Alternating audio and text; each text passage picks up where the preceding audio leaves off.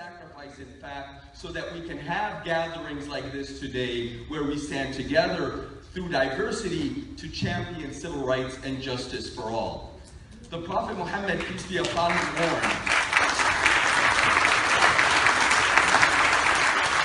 A warning that really strikes at the heart of what we see today. He said, indeed, before the day of judgment, there will be deceptive years where the truthful one will not be believed, and the liar will be believed, and the trustworthy one will be accused of betrayal, and the traitor will be accused of trustworthiness, and the insignificant and wise will rule and speak on behalf of the people. My brothers and sisters, I mention this because we live in a time when indeed there is great confusion, when real news is called fake news and fake news is called real news, when people are confused as to what is right and what is wrong.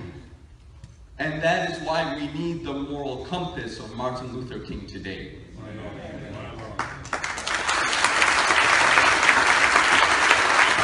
We can all align our moral compass through honoring the legacy of champions of justice and civil rights like the late Martin Luther King. His message is needed now more than ever. Our criminal justice system continues to disproportionately target minorities. Daily, we hear of our African American brothers and sisters being subjected to unwarranted use of force, often deadly force. We hear talks of our government leaders speaking about implementing bans on people based on their religion and registering people based on their religion. Our very liberty and the soul of this nation is threatened. It is threatened by hate, born of fear, born of ignorance. And such ignorance and such hatred is a tool that is used to deceive us from being willing to being champions of peace and justice as our Creator calls us to be. One of my favorite verses in the Holy Quran says, "O you who believe, stand firmly for justice as witnesses to God, even as against your own selves or your parents or your kith and your kin, whether it is against the rich or poor, stand for justice because God can best protect all." And he warns us in another place, never let a hatred of a people swerve you away from justice. My brothers and sisters, as we pray to God to make us a source of peace in this world, we must recognize that hatred is destructive to justice. And America's greatness comes from the extent that it establishes justice. Therefore, hatred is destructive to the principles that make America great.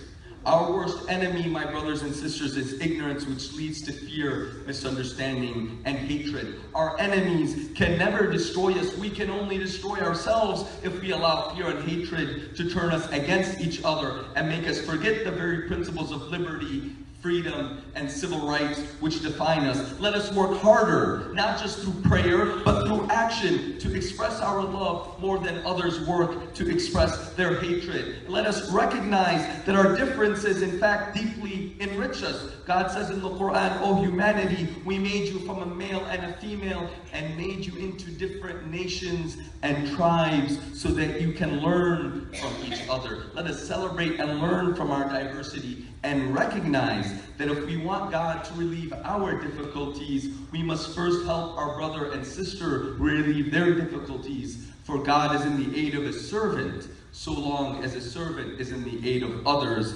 And we cannot honor God without honoring all of his creation. And if we only loved for each other what we love for ourselves, there would be no more poverty, oppression, and injustice. I will close with this. I am inspired by the teaching of our beloved Prophet Muhammad, who taught us that God is not found in the mosque, church, or temple.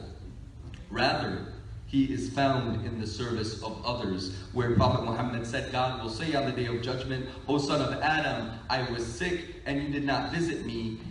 And he will say, "How could I visit you when you are Lord of the worlds?" God responds, "Did you not know that one of my servants was sick? Had you visited him, you would have found me there." "Son of Adam, I needed food, but you did not feed me. Did you not know that one of my servants was hungry, but you did not feed him? Had you fed him, you would have found me." "O son of Adam, I was thirsty, and you did not give me anything to drink. Did you not know that one of my servants was thirsty, and you did not give him anything to drink? Had you done so, you would have found me." From that, my brothers and sisters, we learn that every challenge is an opportunity, and greatness is found through the service to humanity, find peace and contentment not merely through praying and asking God for it, but through being a source of peace and mercy to others, those around you. Make it our goal to ensure that America can be, through our actions, a place where children of all people, regardless of their race or religion, can grow up proud of who they are without fear of intimidation or harassment. Remember the ancient proverb, you do not inherit the earth from your ancestors, rather we borrow it from our children. So let us do our best to give our children a world better than the one that we received by working together, striving we can be a source of mercy for everyone. Let us work hard to make America the America that we want it to be, and let us never forget that our diversity is from God's beauty, as he says in the Quran, and amongst his wonders is the creation of the heavens and the earth, and the diversity of your tongues and colors.